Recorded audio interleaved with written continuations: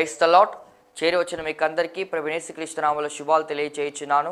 ఈ దినము కొరకు ఏర్పాటు చేయబడిన లేఖన భాగము యోహాను సువార్త 2వ అధ్యాయము 18వ వచనం. కాబట్టి యూదులు, నీవు ఈ కార్యములు చేయుచున్నావే, ఏ సూచక క్రియను మాకు చెప్పెదవని ఆయనను అడుగగా. ఆమేన్. దేవునికి స్తోత్రం. హల్లెలూయా. Praise the lord. షాలోమ్. మారనాథా. హల్లెలూయా. ప్రభు మిమ్మల్ని దీవించునుగాక. మీరందరూ ఆరోగ్యంతో బలంతో ముందుకు సాగుతున్నారని నేను భావిస్తున్నాను. దేవుడు మనకు ఆయుష్ని, ఆరోగ్యాన్ని, బలాన్ని ఇచ్చి నడిపిస్తున్నాడు. ఆయన ఎంతైనా నమ్మదగిన వాడు. మనము నమ్మదగిన వారము కాకపోయినప్పటికీ కూడా ఆయన నమ్మదగిన వాడు. దేవుని స్తోత్రం. అటు దేవుణ్ణి నేను స్తుతిస్తున్నాను. అటు దేవుణ్ణి మనం కలిగి ఉన్నందుకు ఎంతగానో మనం ఆయనకు రుణపడి ఉన్నాం. దేవుని స్తోత్రం. హల్లెలూయా. సమయంలో మన దేవుని వాక్యాన్ని ధ్యానించుకుందాం. నిన్నటి దినం మన ఎపిసోడ్లో, అనగా 770వ ఎపిసోడ్లో ప్రభు కృపను బట్టి యోహాను సువార్తలోని సందేశాలు 770 ఎపిసోడ్లు చేయడానికి ప్రభు సాయం చేశాడు. దాంట్లో ఒక 4-5 సందేశాలు వేరు దేవజనంలో ఉన్నాయి. 5 సందేశాలు తీసిన ఇంచుమించు 765 సందేశాలు ప్రభు ఇవ్వడానికి సాయం చేశాడు. మనం ఆశిస్తున్నట్టుగా 1000 సందేశాలకు పైగా ఇందులోంచి మనం మాట్లాడుకోవడానికి ప్రయత్నం చేస్తాం. గత ఎపిసోడ్లో మనం ఇంటిని గూర్చినటువంటి ఆసక్తి, యేసు ప్రభుకి, మెస్సియాకి, జీసస్ క్రైస్ట్ అనబడినటువంటి, అనగా నరావతారిగా వచ్చినటువంటి ఆత్మస్వరూపి అయినటువంటి దేవునికి ఆయనకున్నటువంటి ఆసక్తి, 3 విధాలైన ఆసక్తి. ఆసక్తి ఒకటే, కానీ ఆసక్తిని 3 విధాలుగా మనం చూడొచ్చు, 3 వేరు విషయాల్లో చూడొచ్చు అని మనం గత ఎపిసోడ్లో మాట్లాడుకున్నాం. భక్తులు అనేటువంటి ఇంటిని గూర్చిన ఆసక్తి నెంబర్ 1. రెండోది భౌతికమైన ఇంటిని గూర్చిన ఆసక్తి.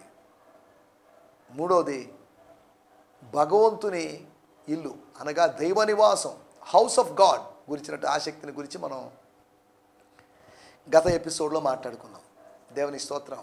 మీకుందా ఆసక్తి?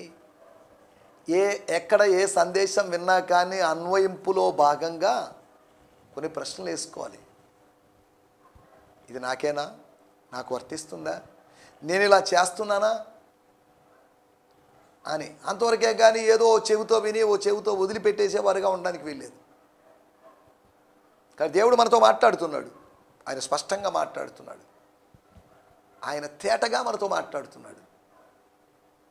ఒక గుసగుసలాగా, మన ఆత్మలో ఒక గుసగుసలాగా ఆయన మనతో మాట్లాడుతున్నాడు. దేవుని స్తోత్రం. హల్లెలూయా. His voice is like a whisper in our souls. మన ఆత్మలో ఒక గుసగుసలాగా, అంత జాగ్రత్తగా, అంత రహస్యంగా, ఆయన చల్లని మెల్లని స్వరం. దేవుని స్తోత్రం. హల్లెలూయా. ఆయన మనతో మాట్లాడుతున్నాడు. మాట్లాడే దేవుడు, చూచుచున్న దేవుడు, మాట్లాడే దేవుడు, చేసే దేవుడు, రకరకాల కార్యాలు నిర్వహించే దేవుడు మన దేవుడు.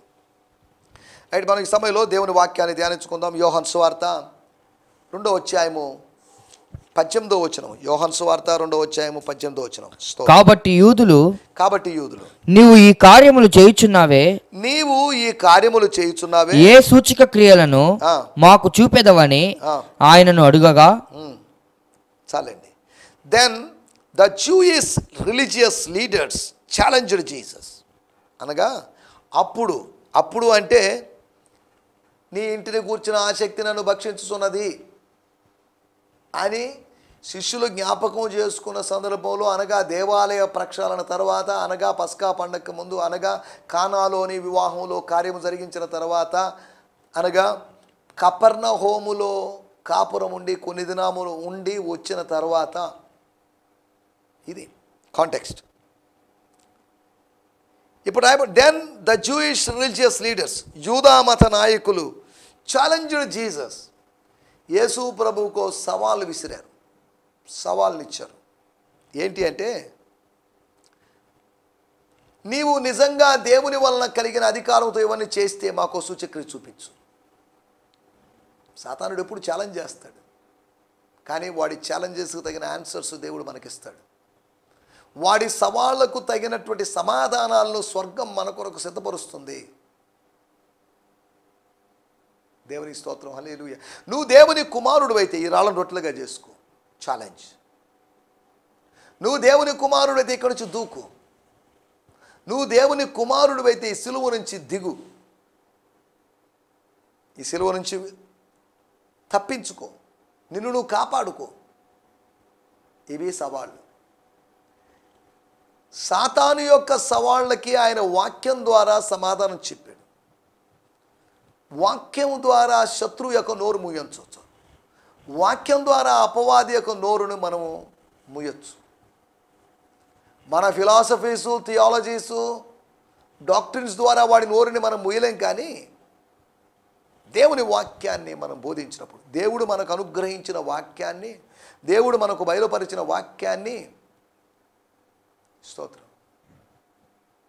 ప్రకటించినప్పుడు, ఒప్పుకున్నప్పుడు అని కాదు, ప్రకటించినప్పుడు అక్కడ వాడు మనల్ని విడిచిపెట్టి వెళ్ళిపోతాడు. కొంతకాలమే మళ్ళీ వస్తాడు. వాడికి ఇదే పని.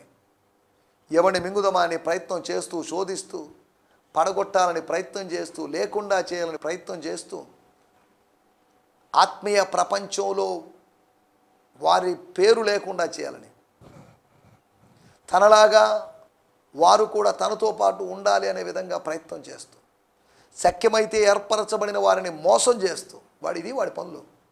నేరారోపణ చేస్తూ, సహోదరుల మీద నిందలు మోపుతూ, పుకారులు పుట్టిస్తూ, వాడి పని ఇదే.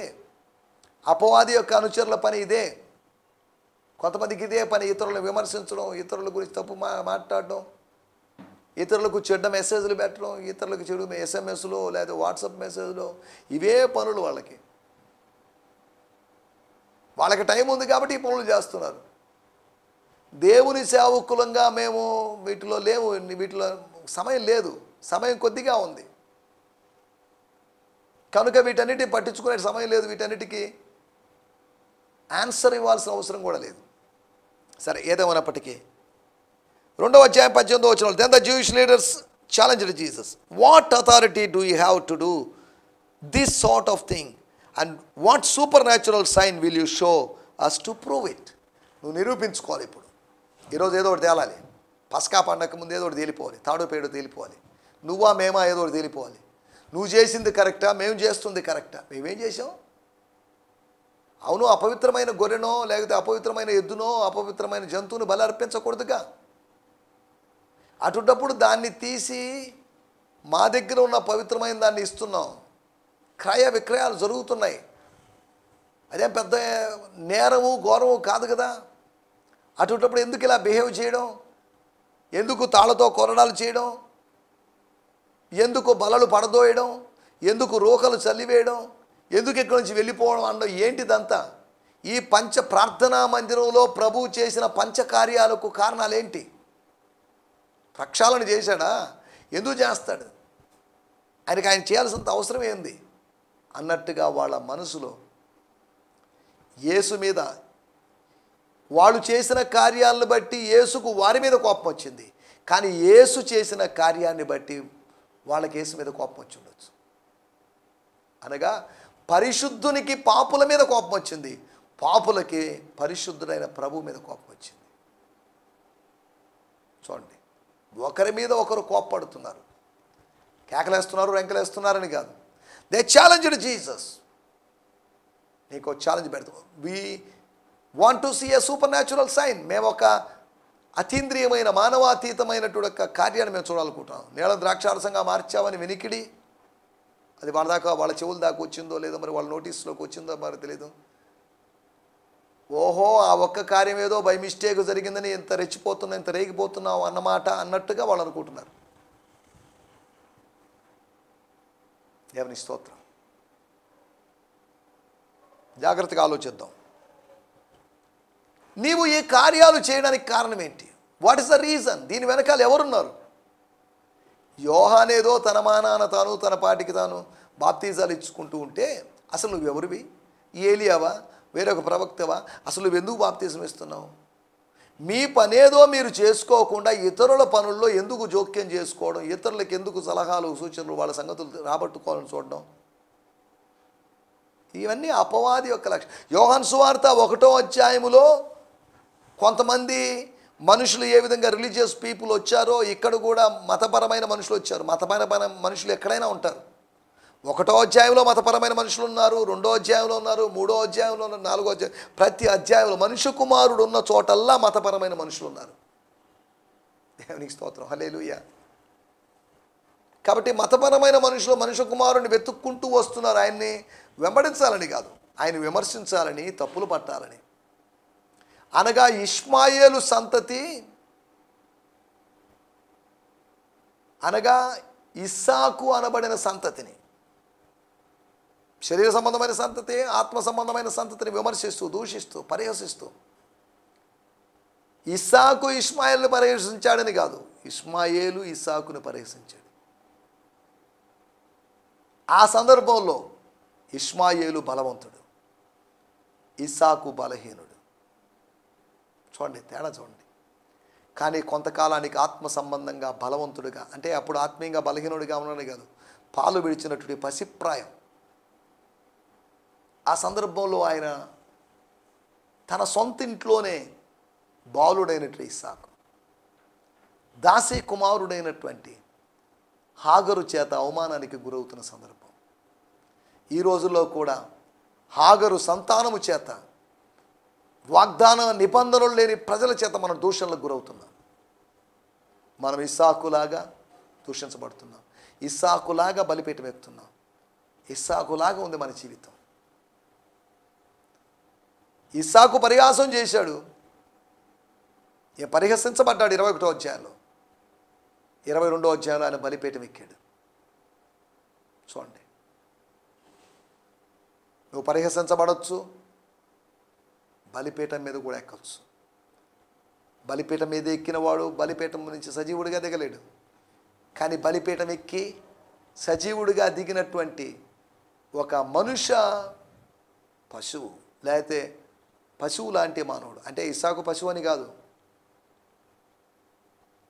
ఆయన అలా ఎక్కాడు, దిగాడు. వధించబడాల్సినటువంటి గొర్రెపిల్లలాగా. గొర్రెపిల్ల ఏది అని అన్నప్పుడు ఆ గొర్రెపిల్ల నీవే అని చెప్పలేని మానసిక నిబ్బరము లేని అబ్రహాము యొక్క పరిస్థితిని ఆలోచిద్దాం. సరే, ఏదేమైనప్పటికీ మనం ఇక్కడ ఆలోచిస్తున్న విషయాల్లోకి వచ్చేద్దాం.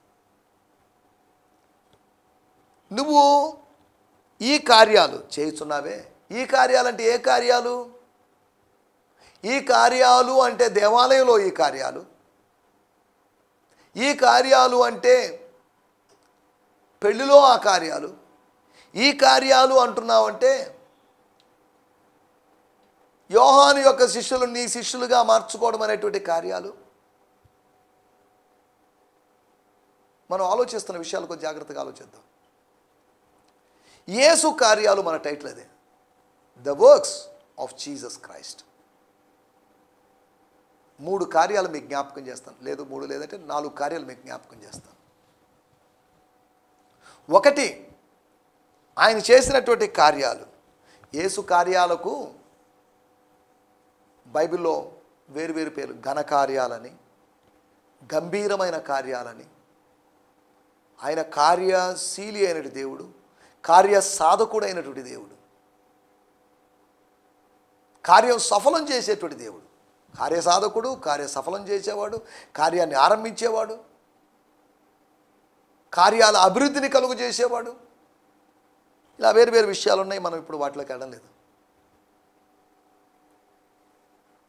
1, మొట్టమొదటి విషయం యేసు కార్యాలు. అసలు ఈ కార్యాలు వాళ్ళు కేవలం పంచకార్యాల గురించే కాదు, నువ్వు ఇంకా ఎన్నో చేసే అవకాశం ఉంది.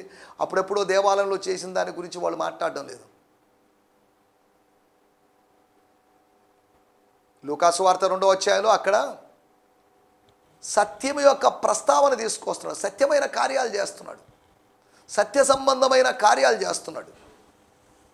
లూకా సువార్తలో ఈ సత్య సంబంధమైన ఈ కార్యాలు అంటే సత్య సంబంధమైన కార్యాలు. యోహాను సువార్త 1వ అధ్యాయంలో ఈ కార్యములు అంటే సహవాస సంబంధమైన కార్యాలు.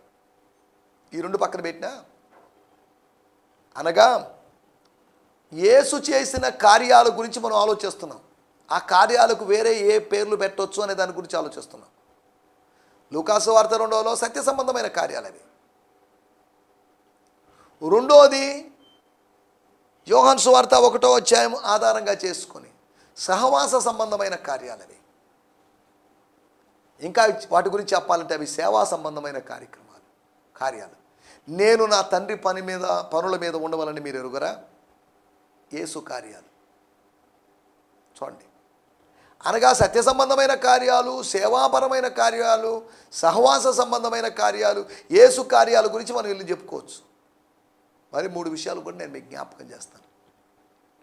యేసు కార్యాలు. నంబర్ 1, మొట్టమొదటి 2వ అధ్యాయము 11వ వచనం. యోహాను సువార్త 2వ అధ్యాయం 11. గలిలయలోని కానాలో యేసు ఈ మొదటి సూచక క్రియను చేసి తన మహిమను బయలుపరచెను. నేను ఇంతకుముందు చెప్పినట్టుగా మొట్టమొదటి సూచక్రియ లేకపోతే మొదటి సూచక్రియ అంటున్నప్పుడు దీనికి ముందు ఎటువంటి సూచక్రియ చేయలేదని, అనగా బాల్యములో ఏవో కార్యాలు చేసినట్టుగా ఇన్ఫాన్సీ గాస్పల్స్లో చెప్పబడిన దానికి ఈ స్పిరిచువల్ గాస్పల్లోని యోహాను గారు దాన్ని ఖండించి అది అలా కాదు అని చెప్తుండడాన్ని మనం అర్థం చేసుకోగలం. దేవుని స్తోత్రం. హల్లెలూయా. 4వ అధ్యాయము 54వ వచనంలో కూడా మనం గమనించినట్లయితే యోహాను సువార్త అక్కడ ఒక మాట మనం చూడగలం. 4వ అధ్యాయము, ఇది యేసు యూదియా నుండి గలిలయకు వచ్చి చేసిన రెండవ సూచక క్రియ. అనగా ఆయన దక్షిణము నుంచి ఉత్తరానికి వెళ్ళి చేసిన కార్యం. అనగా దాని అర్థం గలిలయలో చేసిన కార్యం, గలిలయలోని కపెర్నహూములో చేసిన కార్యము. ఇది కపెర్నహూములో చేసిన కార్యం కాదు. కొంచెం జాగ్రత్తగా ఆలోచిస్తే, తాను నీళ్లు ద్రాక్షారసముగా చేసిన గలిలయలోని కానాకు ఆయన తిరిగి వచ్చెను. 2వ అధ్యాయంలో ఉన్నవాడు మళ్ళీ 4వ అధ్యాయం చివరికి తిరిగి వచ్చేసాడు. మధ్యలో సమరయకి వెళ్ళాడు. అప్పుడు కపెర్నహూములో ఒక ప్రధాని కుమారుడు రోగి అయ్యాడు. కపెర్నహూములో రోగి అలాగే ఉన్నాడు, ప్రధాని కుమారుడు రోగిగా ఉన్నాడు. ఈయన కపెర్నహూముకు వెళ్ళలేదు, కానాలో మళ్ళా కార్యం చేశాడు. కానాలో జరిగినటువంటి రెండవ కార్యం, అనగా యేసు యూదయ నుండి గలిలయకు వచ్చి చేసిన రెండవ సూచక్రియ. అనగా యేసు కానాలో చేసినటువంటి రెండవ సూచక్రియ. దేవుని స్తోత్రం. హల్లెలూయా. యేసు ప్రభువు. కానీ ఇక్కడ సూచక్రియ సైన్స్, అనగా ఫిజికల్ సైన్స్, కెమికల్ సైన్స్ అనే దాని ఉద్దేశంతో కాదు. SIGNS సైన్స్, సూచనలు.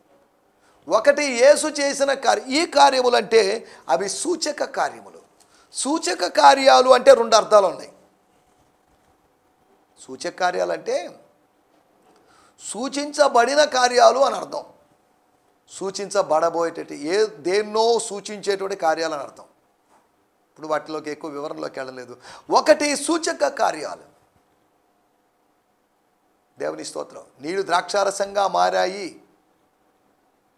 అంటే రాబోయే రోజుల్లో యేసు యొక్క రక్తము చిందించబడి ఆత్మకు, పాపి యొక్క ఆత్మను శుద్ధీకరించేటువంటి, ఆ ఆత్మకు సంతోషాన్ని కలిగించేటువంటి పానీయంగా మారబోతుంది.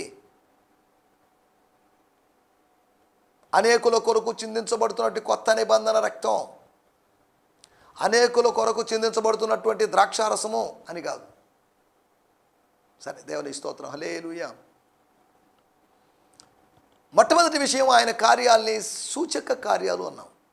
దానికి ముందుగా మనం చెప్పుకుంది ఏంటంటే అవి సత్య సంబంధమైన కార్యాలని, రెండోది అవి సహవాస కార్యాలని, మూడోది అవి సేవా కార్యాలని మనం మాట్లాడుకున్నాం. ఇప్పుడు వీటి గురించి మనం ఆలోచిస్తున్నమాట సూచక కార్యాలు. మనకు తెలిసిందే, ఇంతకుముందు కూడా మనం మాట్లాడుకున్నాం. మత్తయి, మార్కు, లూకా కాకుండా యోహాను సువార్తలో సువార్తికుడు వీటిని సూచక్రియలు అన్నాడు. అద్భుతాలు, ఆశ్చర్యకార్యాలు అనకుండా సూచక్రియలు అన్నాడు. దేవుని స్తోత్రం. హల్లెలూయా. రెండో విషయాన్ని నేను మీకు జ్ఞాపకం చేస్తాను. యోహాను సువార్త 2వ అధ్యాయము 15-16.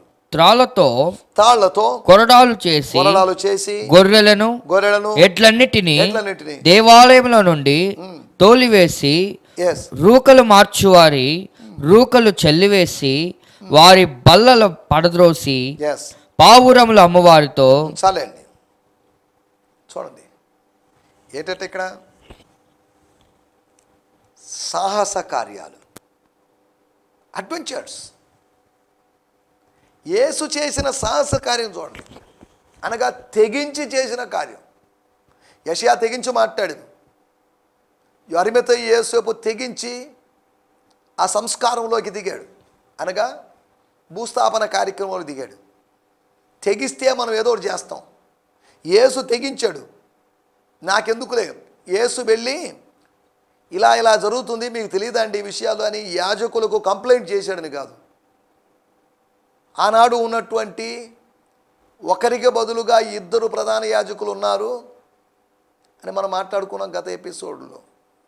వాళ్ళకి కంప్లైంట్ చేశాడని కాదు, లేదంటే దేవాలయపు సమస్యలను, దేవాలయ రాజకీయాన్ని తీసుకొని పోయి రోమా ప్రభుత్వానికి తమను పరిపాలిస్తున్న వారికి తెలియజేశాడని కాదు, లేదంటే అక్కడ కూర్చొని దేవాలయంలో ఎందుకు ఇలా జరుగుతుంది, ఇలా జరగడానికి వీళ్ళు దీన్ని అడ్డగించు, నువ్వు కొంతమందిని దర్శించు, యాజకులను దర్శించు, వర్తకం చేసే వాళ్ళని లేకపోతే వ్యాపారం చేసే వాళ్ళని బయటికి పంపించేసేయి, నువ్వు అలా పంపిస్తావు నేను నమ్ముతున్నాను అని ఆయన చెప్పి ప్రార్థన చేసింది లేదు. ఆయనే సాహసించి కార్యం చేశాడు. బయటికి పంపించేశాడు, బల్లల్లో పడగొట్టేశాడు, రోకలను చల్లివేశాడు. చూడండి, ఇక ఆలయాన్ని ఆదాయ మార్గానికి లేదా ఆదాయం సంపాదించుకునే వేదికగా మార్చుకోవద్దు. ఆలయము ఆత్మార్పణ స్థలంగా ఉండాలే కానీ ఆదాయ వనరులు సంపాదించుకునే స్థలంగా ఉండకూడదు అనేది యేసు ప్రభు యొక్క ఉద్దేశం. దేవుని స్తోత్రం, హల్లెలూయా. ఈ సమయంలో మొట్టమొదటి విషయం మనం ఆలోచించిన విషయం సూచక కార్యాలు, రెండోది సాహస కార్యాలు. నీతిమంతుడు సింహం వలె ధైర్యంగా ఉంటాడు. యూదా గోత్రపు సింహమైనటు యేసు పిరికివాడు కాదు. దేవుడు ఆయనకు పిరికితనం గల ఆత్మనిచ్చి ఈ లోకానికి పంపించలేదు. దేవుడు తన కుమారుడైన యేసుకు పిరికితనం గల ఆత్మనివ్వనప్పుడు మనకు కూడా పిరికితనం గల ఆత్మనివ్వలేదు. ధైర్యం కలిగిన ఆత్మను, శక్తి కలిగిన ఆత్మను, ప్రేమ కలిగిన ఆత్మను, ఇంద్రియ నిగ్రహం కలిగిన ఆత్మను దేవుడు మనకు అనుగ్రహించాడు. దేవుని స్తోత్రం, హల్లెలూయా. యేసు యొక్క కార్యాలు ఎట్టివి అని ఆలోచిస్తే అవి సూచక్రియలని, అవి సాహస కార్యాలని, అయితే సూచక కార్యాలు సాహస కార్యాలని మనం చెప్పుకున్నాం. సాహసం లేకపోతే ఈ పని చేస్తారా? 12 మంది శిష్యులు చేయలేని పనిని ప్రభువు చేశాడు. బాప్తిజం ఇచ్చు యోహాను యొక్క లేకపోతే జకరియా యొక్క కుమారుడైన బాప్తిజం ఇచ్చి యోహాను ధైర్యవంతుడే, కానీ ఆయన చేయలేని పనిని యేసు చేశాడు. ఆయన వెలుపల చేస్తే ఈయన లోపల చేస్తున్నాడు. వెలుపల చేయడానికి పెద్ద తెగింపు అవసరం, లోపల చేయడానికి తెగింపు కావాలి. చూడండి, అనగా యోహాను సువార్త 1వ అధ్యాయంలో యోహాను తెగిస్తే యోహాను సువార్త 2వ అధ్యాయంలో యేసు తెగించాడు. తెగించాలి దేవుని బిడ్డలు. తాడో పేడో తేల్చుకోవాలి. దేవుని స్తోత్రం, హల్లెలూయా. 3వ విషయం నేను మీకు జ్ఞాపకం చేస్తాను. యోహాను సువార్త 5వ అధ్యాయము 20వ వచనం. తండ్రి కుమారుణ్ణి ప్రేమించుచు, తండ్రి కుమారుణ్ణి ప్రేమించేసి తాను చేయు వాటినెల్లను ఆయనకు ఆగుపరచుచున్నాడని మీతో నిశ్చయముగా చెప్పుచున్నాను. దేవుని స్తోత్రం, హల్లెలూయా. ఇక్కడ ఒక మాట మనం చూస్తున్నాం. యోహాను సువార్త 5వ అధ్యాయంలో ఏంటంట, తండ్రి చూపిస్తున్నాడు. శిష్యులకేమో యేసు ప్రభు చూపించాడు, మహిమను చూపించాడు. కానీ కుమారునికి అనగా యేసు ప్రభుకి తండ్రి చూపిస్తున్నాడు. ఏం చూపిస్తున్నాడు? ఏం చూపించాడు? అగుపరిచాడు అంటే కనబరిచాడు అని మనం ఆలోచిస్తే, నేను చదువుతున్నాను 20వ వచనం. Because the father loves his son, loves his only sun, love his only begotten sun. తన అద్వితీయ కుమారుని ప్రేమిస్తూ, ఎంతగానో ప్రేమిస్తూ, ఎక్కువగా ప్రేమిస్తూ, అగాపే ప్రేమతో ప్రేమిస్తూ, కొలతలు లేనటువంటి, షరతులు లేనటువంటి, హద్దులు లేని, సీమలు లేని, ఎలలు లేని ప్రేమతో ప్రేమిస్తూ, he always reveals to him everything that he's about to do and you will be amazed when he shows him even greater works than what you have seen so far. గొప్ప క్రియలు, గొప్ప కార్యాలు, గ్రేట్ థింగ్స్ అనగా ఈ 38 సంవత్సరాలుగా రోగిగా బలహీనుడిగా ఉన్నటువంటి వ్యక్తి విషయంలో నేను కార్యం చేయడానికి కారణం నా సొంత ఆలోచనను బట్టి నేను చేయలేదు. తండ్రి చూపిస్తుంటే నేను చేశాను. లేచి పరుపెత్తుకొని నడువు లేమన్నాడు, లేదా నడవమన్నాడు. ఇవన్నీ తండ్రి యొక్క ఆదేశాల ప్రకారం నేను చేశాను. తండ్రి యొక్క ఆజ్ఞ ప్రకారం నేను చేశాను. తండ్రి ఇచ్చినటువంటి అనుగ్రహించిన దర్శనాన్ని బట్టి చేశాను నేను.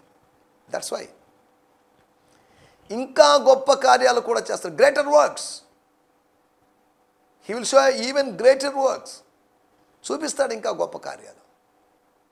ఆయన గొప్ప కార్యాలు చూపించాడు. నేను గొప్ప కార్యాలు చేశాను. దేవుని స్తోత్రం, హల్లెలూయా. గొప్ప దేవుడు గొప్ప కార్యాలు చూపిస్తుంటే ఆ గొప్ప కార్యాల్ని మనుషుల మధ్యలో దేవుని కుమారుడు గొప్పగా చేస్తూ ఉన్నాడు. దేవుని స్తోత్రం, హల్లెలూయా. మూడో విషయం, శక్తి కలిగినటువంటి కార్యాలు, శూర కార్యాలు, మైటీ థింగ్స్, బలమైన కార్యాలు. లూకాసు వార్త 24వ అధ్యాయం, ఆయన మాటలోనూ క్రియలోనూ శక్తి కలిగిన ప్రవక్త అయి ఉండెను, నజరేయుడైన యేసు అనేటువంటి ఆయన అని ఎమ్మాయి దారికి పోయేటువంటి శిష్యులు మాట్లాడుకున్నారు. యేసు యొక్క కార్యాల గురించి మనం మాట్లాడుకున్నాం. అవి సూచక కార్యాలని, అవి సాహస కార్యాలని, అంతేకాకుండా అవి శక్తి కలిగిన కార్యాలని మనం మాట్లాడుకున్నాం. యేసు కార్యాలు చేసేవాడైతే మనం కూడా కార్యాలు చేసేవాళ్ళుగా ఉండాలి.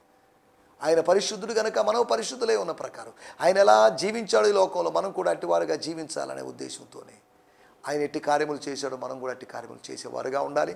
దయచేసి తలలు వంచండి, కళ్ళు మూసుకోండి, చిన్న ప్రార్థన చేసుకుందాం. స్తోత్రం, స్తోత్రం, స్తోత్రం. పరిశుద్ధమైన మా దేవా మీకు వందనాలు. మీరు మాకు తెలియజేసిన మాటల కొరకే మీకు వందనాలు. మీరు కార్యములు చేస్తారు. కార్యములు అల్పమైనవో అధికములైనవో మాకు తెలియదు, కానీ కార్యములు చేస్తారు. కార్యములు చేయకుండా ఊరుకోలేదు.